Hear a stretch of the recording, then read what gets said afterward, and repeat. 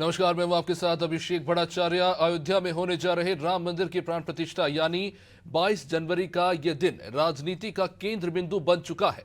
देश की राजनीति में 22 जनवरी की डेट 24 की सियासत को सेट करती नजर आ रही है। बीजेपी और आरएसएस ने कांग्रेस समेत विपक्षी दलों को निमंत्रण तो भेजा, लेकिन सोनिया गांधी, मल्लिकार्जुन खड़गे समेत कांग्रेस के तमाम नेताओं ने निमंत्रण को ठुकरा दिया और कार्यक्रम से किनारा कर दिया है। कांग्रेस का कहना है कि बीजेपी अधूरे मंदिर पर भरपूर सियासत कर रही है। बीजेपी धर्म के नाम पर राजनीति करने में लगी है। इधर बीजेपी ने कांग्रेस पर पलटवार करते हुए यह भी कहा है कि कांग्रेस का वास्तविक चेहरा अब उजागर हो चुका है।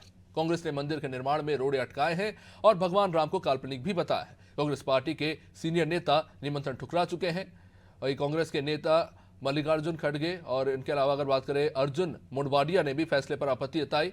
माफ कीजिएगा, अर्जुन मोढवाडिया ने फैसले पर आपत्ति जताई। आचार्य प्रमोद कृष्णम का दिल ही टूट गया। बीजेपी अब कांग्रेस को हिंदू विरोधी बताने में जुटी हुई है। इस तरह के बयानों को लेकर चर्चा हो रही है। बीजेपी और कांग्रेस के बीच जारी छींटाकशी में एक बार फिर नेहरू की भी एंट्री हो चुकी है। सवाल यह है कि क्या कांग्रेस का देश के इतने बृहद धार्मिक आयोजन के निमंत्रण को ठुकराना सही फैसला था? अगर कांग्रेस राम मंदिर जाने का फैसला ले भी लेती तो भी मौजूदा स्थिति में क्या कुछ बदलाव की गुंजाइश थी? क्या धार्मिक आयोजन का बीजेपी को प्रत्यक्ष या अप्रत्यक्ष रूप से राजनीतिक लाभ नहीं हो रहा? क्या जिस तरह से आयोजन की रूपरेखा तय की गई है और नेताओं के जैसे बयान है, उसे देखते हुए माना जा सकता है कि यह विशुद्ध धार्मिक आयोजन है भी या नहीं?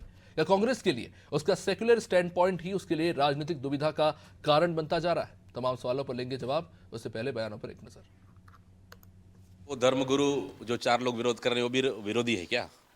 सबसे पहले तो धर्म विरोधी, ये धर्मगुरु ही विरोध कर रहे हैं। मतलब ये पूरी तरह से भारतीय जनता पार्टी का इवेंट है, ये धार्मिक इवेंट नहीं है।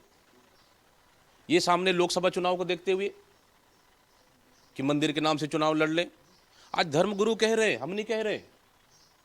4 बड़े धर्मगुरु और कई शंकराचार्य वो कह रहे हैं कि मंदिर अभी तक पूरा हुआ भी नहीं है, पूरी तरह से बना भी नहीं है, कंप्लीट भी नहीं हुआ है। और सामने रामनवमी है, उसमें ओपनिंग करना चाहिए, उसमें उद्घाटन करना चाहिए, प्राण प्रतिष्ठा करना चाहिए। लेकिन इतनी जल्दबाजी क्यों? क्योंकि लोकसभा चुनाव है और लोकसभा चुनाव में इसको राजनीतिक रूप से इनको वोट लेना है। कांग्रेस का वास्तविक चेहरा उजागर हुआ है। यही वो कांग्रेस के लोग हैं जो कभी मंदिर का विरोध करते थे, भगवान राम को काल्पनिक कहते थे, मंदिर के निर्माण में रोड़े अटकाते थे और फिर से अपना वो चेहरा उन्होंने जनता के सामने प्रस्तुत किया है। चलिए अब इस चर्चा को आगे बढ़ाते हैं। आज हमारे साथ इस चर्चा में मेहमान जुड़ रहे हैं। बीजेपी से सुनील चौधरी, अनुभव शुक्ला कांग्रेस से और अभिषेक कुमार वरिष्ठ पत्रकार हमारे साथ इस चर्चा में हैं। तो सबसे पहले आपके पास ही आना चाहूँगा अनुभव जी, क्योंकि निमंत्रण भेजा गया, उसके बाद असमंजस की स्थिति बनी और उसके बाद फाइनली सीनियर नेताओं ने तय किया कि निमंत्रण को ठुकराया जाएगा और इस कार्यक्रम में नहीं जाया जाएगा। अब 2 दिन से कारण निकलकर सामने आ रहे हैं। पहले कहा गया कि ये बीजेपी और आरएसएस का कार्यक्रम है, उसके अलावा फिर अब ये भी कहा जा रहा है कि अधूरी मंदिर का जो है प्राण प्रतिष्ठा की जा रही है वो भी ठीक नहीं है, तमाम तरह के कारण। लेकिन क्या कांग्रेस को ये नहीं लगता कि जो देश में एक बहुत बड़े आबादी है जिनकी आस्था और विश्वास एक इतने बड़े कार्यक्रम से जुड़ी हुई है, वहां पर जाकर उसका एक दिन के लिए सही सहभागी बनना था, तमाम राजनीतिक मामलों को इतर रखते हुए? सबसे पहले तो आपको और आपके सभी सम्मानीय दर्शकों को नमस्कार। भाई सुनील चौधरी जी और सह पैनलिस्ट को भी मेरा सादर प्रणाम। देखिए, आज सबसे पहले तो आज स्वामी विवेकानंद जी का जन्म दिवस है, आज उसको यूथ डे के तौर पे मनाया जाता है, तो सबसे पहले मैं उनको विनम्र श्रद्धांजलि देता हूँ और उम्मीद करता हूँ कि देश उनके आदर्शों पे और देश उनके विचारों पे अमल करेगा और आगे बढ़ने का प्रयास करेगा। क्यों सुनील जी, करेंगे? अगर करेंगे तो फिर विवेकानंद जी की बात मैं आपको बताना चाहूंगा, आपसे बांटना चाहूंगा कि विवेकानंद जी ने कहा था कि धर्म जो है वो मंदिर में, पूजा में, अर्चना में नहीं पाया जाता। धर्म अपने मन के अंदर पाया जाता है। अपने आप को मोक्ष दिलाना, मुक्ति दिलाना, ज्ञान का रास्ता धर्म होता है। लोगों की सेवा करना धर्म होता है। लोगों को उनके दुर्दशा से ऊपर उठाना सबसे परम धर्म होता है। और एक वो बात कहा करते थे कि सत्याम परम धर्म, सत्य जो होता है वो धर्म, सबसे बड़ा धर्म सत्य होता है। अगर आप इन विवेकानंद जी की बातों को जानेंगे और समझेंगे जिसमें एक बात और जोड़ना चाहूंगा, जो वो कहते थे कि किसी भी, ये बहुत महत्वपूर्ण है, इसको बहुत ध्यान से सुनिएगा सुनील जी, कि किसी भी भूखे पेट के व्यक्ति को धर्म का पाठ सिखाना सबसे बड़ा पाप है। अगर आपको धर्म का पाठ सिखाना है तो पहले उसका पेट भरिए। 2022 तक किसानों की आय दुगनी, 2022 अनुभव तक जी, हर जब मैंने घर को- ये कहा कि मल्लिकार्जुन खड़गे जी या बाकी जो नेता है अधीर रंजन चौधरी जी या सोनिया गांधी ने प्रस्ताव ठुकराया, तो मैं इस प्रोवेस में नहीं कह रहा था कि व्यक्तिगत रूप से एक धर्म से बिलोंग करते हुए उन्होंने इसको ठुकराया। एक नेता विपक्ष होने के नाते, देश की दूसरी सबसे बड़े राजनीतिक दल होने के नाते और उसके प्रमुख होने के नाते उन्होंने इस निमंत्रण को ठुकराया है। इस पर सवाल उठ रहे हैं। बिल्कुल, मैं उसी का जवाब दे रहा हूं कि विवेकानंद जी का आज दिवस है, इसलिए मैंने उनकी बातें करी। अगर आप बात सर, अब करेंगे तो मैं स्पिरिचुअलिटी पे तो फिर मैं भी जी। 4-5 ज्ञान देख सकता हूं कि हर एक का अपना अपना तरीका होता है भगवान को देखने का। किसी को मूर्ति में नजर आता है, किसी को तस्वीरों में, किसी को पेड़ में नजर आता है। This is not about that. बिल्कुल कि ये कहा बिल्कुल यही ठीक जा रहा है ना कहा कि एक फियर है क्या कांग्रेस में कि एक अलग पॉलिटिकल नैरेटिव क्रिएट होगा, इससे बेहतर तरीका ये कि इससे किनारा कर लो।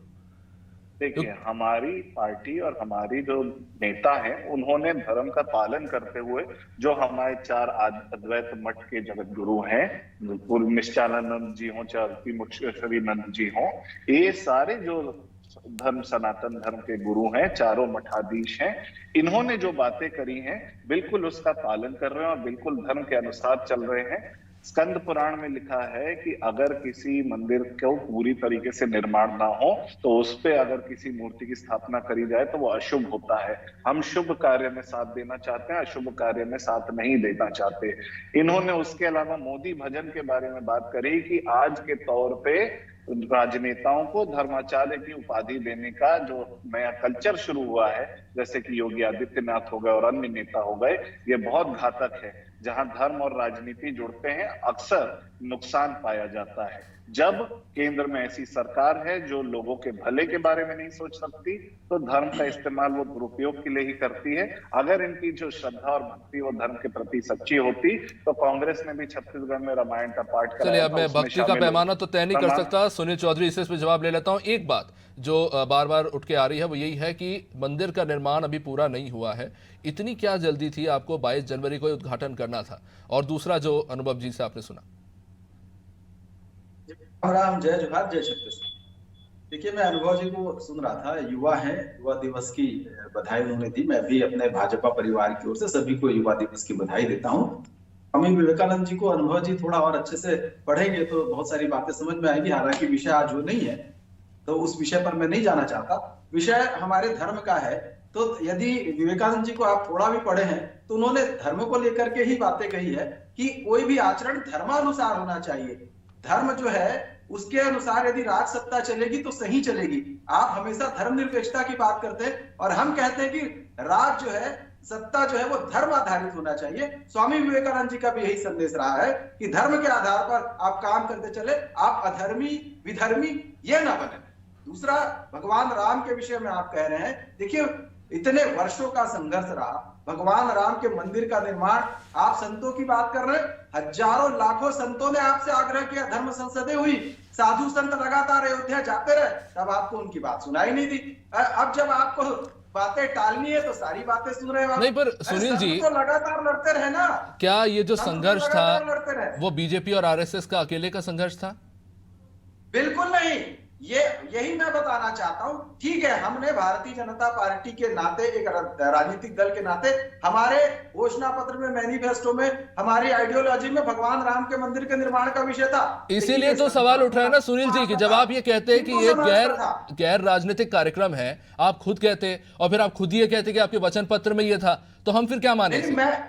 मैं ये कह रहा हूं कि हमने लड़ाई लड़ी, लेकिन ये कार्यक्रम सनातन समाज का है, ये कार्यक्रम हिंदू समाज का है, ये भारतीय होने के हर व्यक्ति का यह कार्यक्रम है। इसमें ये नहीं कि कोई आरएसएस हो या भाजपा हो। हम तो एक कार्यकर्ता के बतौर, सनातनी कार्यकर्ता के बतौर घर घर जा रहे हैं, अक्षत लेकर के जा रहे हैं, निमंत्रित कर रहे हैं। भाई कांग्रेस पार्टी को दिक्कत क्या है? अच्छा ये बताइए, लगातार तो ये विरोध में रहे, वकीलों को ये खड़े करते थे कि मंदिर नहीं बनना चाहिए, ये काले सुनील जी, ठीक है, आपकी बात मैं मान लेता हूं। आप कह रहे हैं सनातन का संघर्ष था, आपके पार्टी के नेता कह रहे हैं 500 सालों का संघर्ष था जो अब अपने नतीजे पर पहुंचा है। ठीक है, तो 500 सालों में आपकी पार्टी का जन्म कब हुआ? कांग्रेस की पार्टी का जन्म कब हुआ? कांग्रेस, अगर आप कह रहे हैं 60 साल, चलिए 70 साल आपके हिसाब से चलते हैं, तो भी 430 साल बचते हैं। आपका संघर्ष बात कर लेते बीजेपी की 1980 के बाद आई, आपके मैनिफेस्टो में बाद में ऐड हुआ ये चीज। तो आप जब संघर्ष का क्रेडिट लेने की बात आती है तो पूरा आरएसएस और बीजेपी को दे देते हैं, और जब आपको विरोध करने की बात आती है पूरा कांग्रेस पे ठिकरा फोड़ देते हैं। हमने कभी नहीं कहा कि हम इसका कोई क्रेडिट ले रहे हैं। आप इस देश की जनता ने देखा ना, भगवान राम के मंदिर के विषय में जब अंतिम अवसर आया कि अब न्यायालय में सारी बातें जो है वो ठीक होने वाली है, निर्णय आने वाला है, कांग्रेस विरोध में खड़ी रही कि नहीं खड़ी रही? भाई वर्षों का संघर्ष रहा, लेकिन संघर्ष के अंतिम दौर पर जब निर्णय की स्थिति थी तब भारतीय जनता पार्टी का जन्म हो चुका था। भाजपा के कार्यकर्ता, संघ के कार्यकर्ता, सनातनी हिंदू समाज, संत समाज और सारे वो लोग जो चाहते थे भगवान श्री राम का मंदिर बने, वो सारे लोग संघर्ष करते नजर आए। लेकिन कांग्रेस तो हमेशा विरोध। ठीक है, इस पे जवाब ले लेता हूं, उसके बाद अभिषेक जी मैं आपके पास आऊंगा।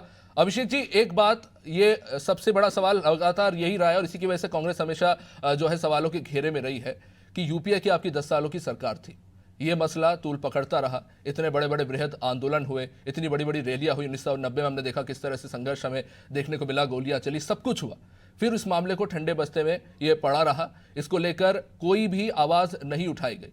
देश की इतनी बड़ी आबादी की आस्था और विश्वास का विषय था जिसको टाला गया, लगातार टाला गया, और ये आपके कार्यकाल में होता रहा, इसको लेकर कुछ नहीं किया गया, और जब बीजेपी कर रही है तो आप उसे राजनीति बता रहे हैं। ये सवाल मुझसे है कि आप ही से, अनुभव जी आपसे। अभिषेक जी, उसके बाद आपके पास आऊंगा इसी पे। देखिए, मैं आपकी बातों का और सुनील जी ने जो बातें कही उन दोनों को जोड़ के मैं जवाब देता हूं, बहुत संक्षिप्त में कहूंगा। सबसे पहले सुनील जी कह रहे थे कि धर्म के आधार पर राजनीति उसको चलाना चाहिए, तो धर्म के आधार पे आप कह रहे हैं, बिल्कुल सही कह रहे हैं सुनील जी। तो धर्म कौन तय करेगा क्या है धर्म का आधार? आप तो तय नहीं करेंगे, तय क्या करेगा? धर्म की ग्रंथें तय करेंगे, हमारे शास्त्र तय करेंगे। शास्त्रों के अनुसार अगर आप चलेंगे तो स्कंद पुराण के बारे में मैंने बताया। उसके अलावा अगर आपको संदेह है तो आप ये बताइए कि खार मास के बजाय आप रामनवमी में उसका शिलान्यास और उसकी प्राण प्रतिष्ठा कर सकते थे। बिल्कुल आप धर्म के अनुसार आप कहते हैं चल रहे हैं, लेकिन आपकी कथनी और करनी में मुंह में राम बगल में छुरी की पूरी रीति और नीति दिखाई देती है। और जहां तक अभी आप कह रहे थे कि क्रेडिट लेने की अभी जब बात आपसे पूछी गई तो जो आप जवाब दे रहे थे, 500 साल का आप ब्यौरा दे रहे थे, तो ये बताइए कि क्रेडिट लेने की बात कह रहे हैं तो आप समय से पहले क्यों करा रहे हैं? आप रामनवमी को करा सकते हैं, खार मास में करा सकते हैं, मोदी को चीफ गेस्ट बनाने की अरूप जी उस पे आएंगे, पहले आप इस पे जवाब दीजिए कि इतने लंबे समय तक इस मामले को ठंडे बस्ते में क्यों रखा गया। अब आप ये बोल के नहीं बच सकते कि सुप्रीम कोर्ट के पास ये मामला था और सुप्रीम कोर्ट ने फैसला सुना, इसलिए बीजेपी को क्रेडिट नहीं दे सकते हैं। जब समाज में गतिरोध होता है तो राजनेताओं को और राजनीतिक दलों को भी विवश होकर काम करना पड़ता है समाज के लिए, लेकिन उसको लेकर इच्छा शक्ति नहीं दिखाई गई कांग्रेस के द्वारा। और हिंदू सनातन संस्कृति को आगे बढ़ाने के लिए जब हमारी छत्तीसगढ़ में कांग्रेस की सरकार थी तो हमने राम वन गमन पथ बनवाया, माता कौशल्या का मंदिर बनवाया। 15 साल में इनने एक पत्थर हिलाया। सर आपकी 18 में सरकार आई है। 15 साल इनने चुप्पी साध के रखी, 15 साल इन्होंने प्रभु श्री राम के लिए कोई काम नहीं किया। 15 साल के बाद हमारी सरकार जब बनी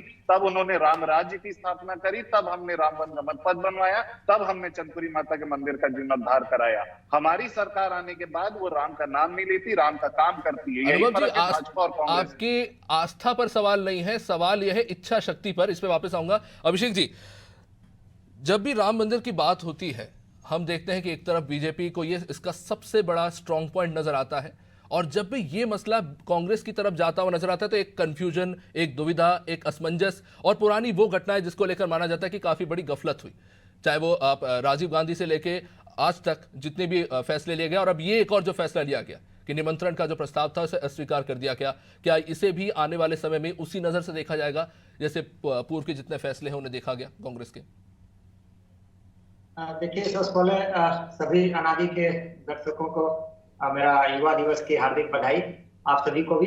देखिए, चूंकि भारतीय जनता पार्टी का अगर राजनीतिक उदय अगर देखेंगे, जो दो जिसकी लोकसभा में महज केवल 2 सदस्य हुआ करते थे, तो भारतीय जनता पार्टी का उदय ही कहीं उसके कोर ये इशू था, माने राम मंदिर, तो उदय ही इस उनका प्रादुर्भाव जो हुआ है भारतीय जनता पार्टी का, इतना बड़ा आज जो भारत की सबसे बड़ी जो राजनीतिक दल कही जाती है, विश्व की कही जाती है, तो चूंकि ये इसी पर उनका उदय हुआ है, तो ये इनका प्राइम एजेंट। जहां तक चूंकि इसके अभी जो समय पर ये कांग्रेस पार्टी और बीजेपी में जो अंतर्द्वंद आ रही है कि भाई इसका अभी नहीं था रामनवमी के अवसर पर, जैसे हमारे अभी अनुभव भाई साहब कह रहे थे कांग्रेस प्रवक्ता, तो समय पर बात हो रही है कि भाई ये इसका टाइमिंग गलत है जो अभी हो रहा है, लेकिन चूंकि 2024 का लोकसभा चुनाव है, भारतीय जनता पार्टी को चूंकि 2024 में जीतना है, अगली तीसरी बार देश में सरकार बनाने की इनकी चाहत है, तो इसको देखते हुए अगर आप देखेंगे तो टाइमिंग को लेकर विवाद है, टाइमिंग को लेकर विवाद है। और मुझे मेरे समझ में आता है चूंकि राजनीति और धर्म दोनों परिस्थिति और काल और समय के अनुसार अलग अलग परिभाषित किया गया है, लेकिन कहीं कहीं अगर आप देखेंगे तो हर समय और काल में राजनीति और धर्म एक साथ चली है। अब उस समय के जो शासक होते हैं वो अपने अनुसार जिस रूप में उन्होंने परिभाषित करने का जिस तरीके से काम किया है, तो चूंकि ये लोकसभा का चुनाव है और कांग्रेस पार्टी को एक समझिए कि आमंत्रण दिया गया, चूंकि कांग्रेस पार्टी का कहना है कि हमारे कुछ ही नेताओं को आमंत्रण दिया गया है। सबसे जो कल सचिन पायलट जी राजीव भवन जो पत्रकार वार्ता था उसमें कहा कि हमारे कुछ नेताओं को दिया गया है। तो मुझे ऐसा लगता है कि और ये कांग्रेस पार्टी का कहना भी है कि इसका राजनीतिकरण कर रही है, तो बीजेपी तो देखिए लाभ तो लेगी ही, चूंकि 2024 का चुनाव है और राम मंदिर चूंकि उसके उनके कई चुनावों के घोषणा पत्र में रहा है, तो और ये चुनाव आगे 2024 का जो लोकसभा चुनाव है, ये एक हमको लगता है कि भारतीय जनता पार्टी के अगर कांग्रेस पार्टी के चूंकि नेता अगर नहीं मैंने एक तरह से जो ये नैरेटिव सेट किया जा रहा है कि भाई कांग्रेस पूरी तरह से बायकॉट कर रही है, हमको लगता है कहीं कहीं अभिषेक जी इसी पे जवाब चाहिए। बीजेपी अपना स्टैंड एक तरह से देखा जाए तो क्लियर हो ही चुका है, चाहे आप उसे लोकसभा चुनाव के नजरिए से देखें या दूसरे अन्य नजरियों से, लेकिन एक सीधा सवाल है कि कांग्रेस ने ये जो फैसला लिया, क्या ये उसका एक सेक्युलर स्टैंड पॉइंट है या इनसिक्योरिटी है?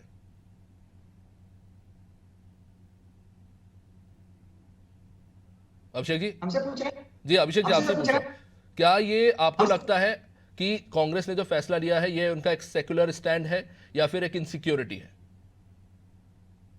देखिए अभी तो कहना मेरी समझ में जल्दीबाजी होगा नहीं, क्योंकि सोमनाथ मंदिर का भी मुद्दा उठा दिया गया, उसमें भी फिर नेहरू जी का नाम सामने आ गया। अब नेहरू जी ने तब क्यों फैसला लिया था, उन्होंने ये बात पब्लिक डोमेन में रखी थी राजेंद्र प्रसाद को लेकर, उस बात को फिर से यहां पर लाके कहीं ना कहीं कांग्रेस के सेक्युलर स्टैंड पॉइंट पर आक्रमण किया जा रहा है।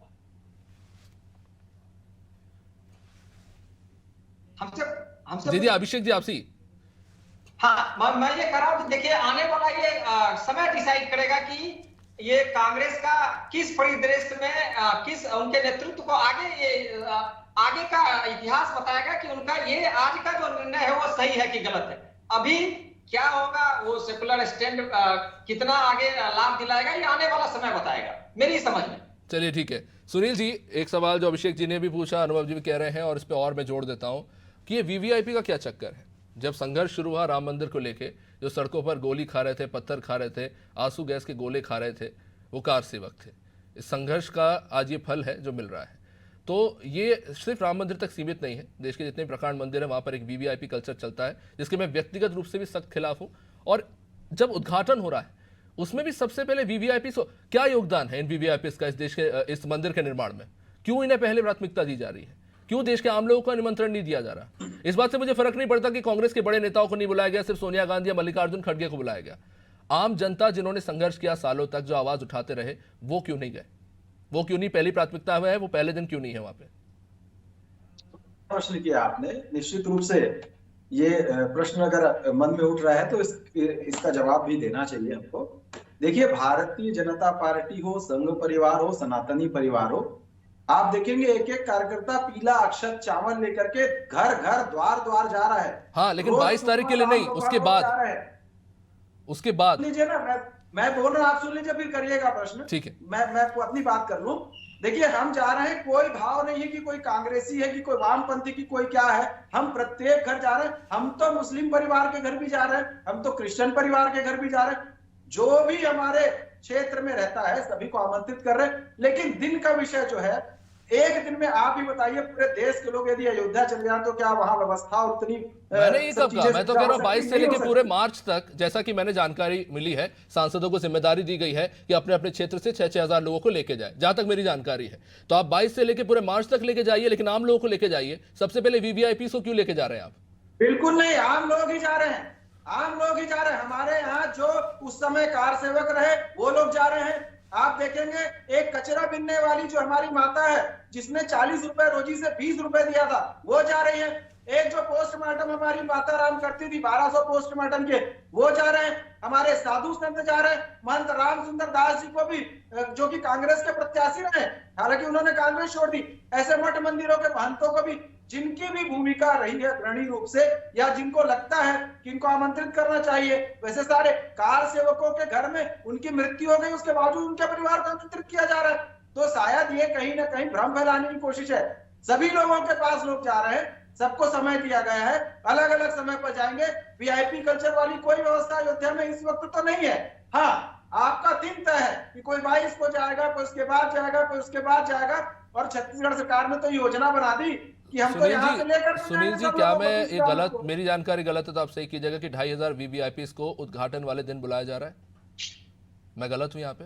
वीवीआईपी आप किसको मान रहे हैं? वीवीआईपी में वो भी बहन है जो कचरा बीनती है, वो भी माता है जो पोस्टमार्टम करती है। सर, इन्विटेशंस गए अडानी अंबानी जैसे लोगों को, स्पोर्ट्स प्लेयर्स को, सेलिब्रिटीज को। अगर उसको दूसरी दिशा में सोचेंगे, मैं I am not taking in other way, I am saying कि ये क्यों है, इन्हें क्यों प्राथमिकता दी जा रही है, इनका क्या योगदान है? आप किसी देश के आयोजन में उनको ले जाते हैं, आप किसी देश के आयोजन में उनको लेके जाए, मैं समर्थन कर सकता हूं, लेकिन आप एक धार्मिक आयोजन में लेके जा रहे हैं जिसमें एक से इस देश की 100 करोड़ से ज्यादा की आबादी का पूरा हक है जाने का। कौन तय कर रहा है ये किसी वीआईपी पहले जाएगा? सभी लोगों का आमंत्रण इसीलिए तो सवाल उठ रहा है ना कि ये धार्मिक कार्यक्रम है या राजनीतिक है? तो कोई वो तो हम तो सबको बुला रहे हैं ना, कचरा बीनने वाले को बुला रहे हैं, तो ये उद्योगपति को भी बुला रहे हैं। हमने सारे वर्गों से जो है तय किया हुआ है, वहां पर जो लोग बैठे हैं, जो ट्रस्ट है उसने तय किया है कि सभी वर्गों से बुलाए। इस देश में उद्योगपतियों का भी योगदान है, व्यापारियों का भी योगदान है, कर्मचारियों का भी योगदान है, किसानों का भी योगदान है, कचरा साफ करने वाले का भी योगदान है। तो सारे लोगों को बुलाया गया है। ये जानकारी स्पष्ट रूप से मैं देना चाहता हूं कि हर कैटेगरी से लोग आए हैं और वही वीवीआईपी है। वो जो बहन कचरा बीनती है वो वीवीआईपी है। चलिए ठीक है, समय ज्यादा नहीं। अनुभव जी जल्दी से इस पर जवाब चाहूंगा, उसके बाद। देखिए, आपको और हमको अभिषेक जी, इस देश के अंदर जो राजनीति चल रही है उसको बहुत अच्छे से समझने की जरूरत है। मैं बहुत संक्षिप्त में बताता हूं।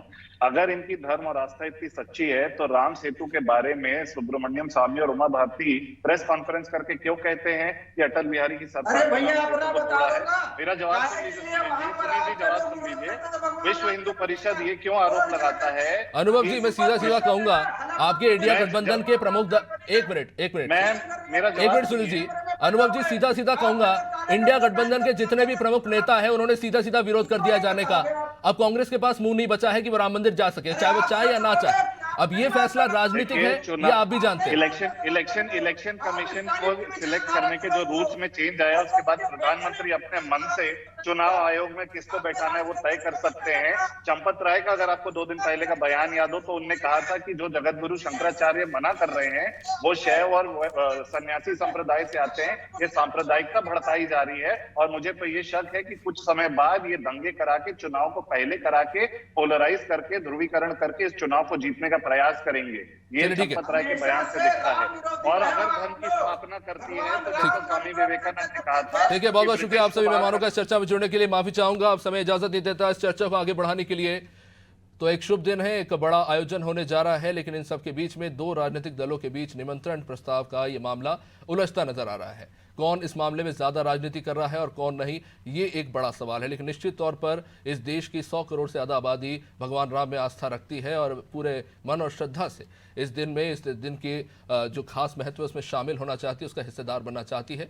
लेकिन कई सारे सवाल है, शायद उनका आने वाले समय में जवाब मिल पाएगा कि क्या जो कांग्रेस का स्टैंड पॉइंट है सेक्युलर का, वो क्या वो पूरी तरह से उस पर खड़ी हो पा रही है भी नहीं, या राजनीतिक कारणों के चलते बार बार उसे अपने फैसलों पर पुनर्विचार करना पड़ रहा है। क्या कांग्रेस एक बार फिर से वही गलती कर रही है जो इतिहास में वो पहले कर चुकी है? क्या बीजेपी जो ये कह रही है कि विशुद्ध रूप से धार्मिक कार्यक्रम है, क्या वाकई में ऐसा है, या इसमें लोकसभा चुनाव के भी हित जुड़े हुए हैं जिसको लेकर गाहे बगाहे बातें सामने आ ही जाती है? आने वाले समय में ये बातें भी सामने आएंगी। फिलहाल इस कार्यक्रम में इतना ही। आप देखते रहिए अनादर टीवी। नमस्कार।